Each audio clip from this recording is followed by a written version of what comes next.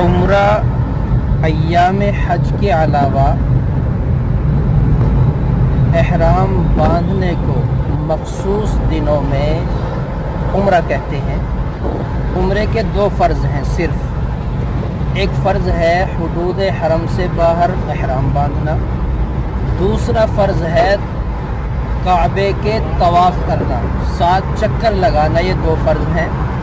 اگر ان دو فرضوں میں سے کوئی فرض جان بوجھ کر چھوڑا ہو یا چھوٹ گیا ہو، عمرہ ادا نہیں ہو سکتا۔ عمرے کے دو واجبات ہیں، ایک واجب ہے حلق کرانا، سر منڈوانا، ایک واجب ہے سعی کرنا، صفا مروہ کے درمیان دوڑنا۔